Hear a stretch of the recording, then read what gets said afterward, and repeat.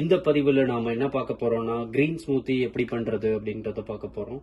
காலையில என்ன சாப்பிட்றது எது சாப்பிட்றதுன்னு தெரியாம இருக்கும்போது நம்ம வீட்டில் இருக்கிற பொருட்களை வச்சு எளிமையான முறையில் கிரீன் ஸ்மூத்தி உடலுக்கும் மனதிற்கும் சிறந்த வலிமை தரும் கிரீன் ஸ்மூத்தி எப்படி பண்றதுன்னு அந்த பொருளில் பார்க்க போறோம்.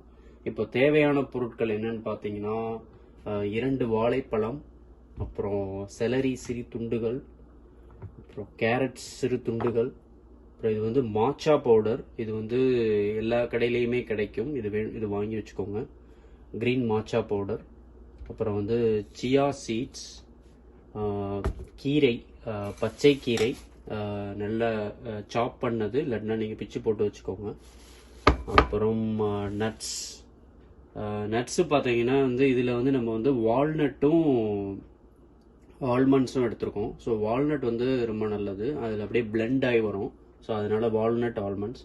இது இல்லைனாலும் பரவாயில்ல, நீங்கள் வெறும் ஆல்மண்ட்ஸ் மட்டும் போட்டுக்கலாம், இல்லைன்னா வால்நட் மட்டும் போட்டுக்கலாம். அப்புறம் கட் பண்ணுறதுக்கு போர்டு, அப்புறம் ஒரு நைஃப், அப்புறம் ஒரு பிளெண்டர், எந்த பிளெண்டர்னாலும் ஓகே.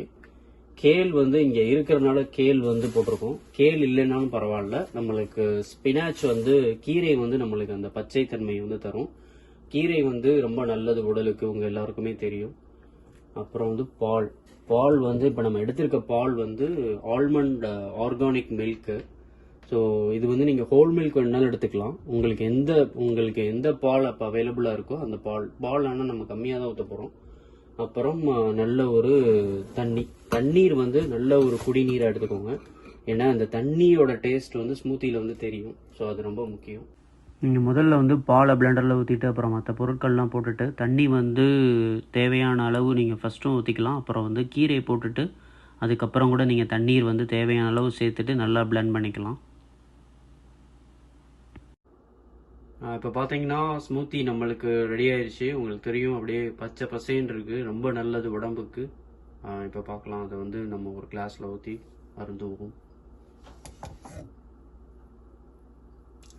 வா, இதை பார்க்கவே பாருங்கள், அப்படியே அந்த நட்ஸ் எல்லாமே பிளெண்ட் ஆகி அப்படியே விழுகும். நான் சொன்ன மாதிரி தண்ணி நல்ல தண்ணி சேர்த்துக்கோங்க, இல்லை அப்படின்னா தான் உங்களுக்கு அந்த டேஸ்ட் வந்து நல்லாயிருக்கும். இப்போ ஒரு ஸ்ட்ரா அதில் வச்சு நல்லா மிக்ஸ் பண்ணி அப்படியே குடித்தோம்னா காலையில் அவ்வளோ ஃப்ரெஷ்ஷாக இருக்கும். நன்றி, வணக்கம். இந்த க்ரீன் ஸ்மூத்தி உடலுக்கு அவ்வளவு நல்லது. இதை அருந்தி பாருங்கள், உங்களுக்கு டிஃப்ரென்ஸ் தெரியும்.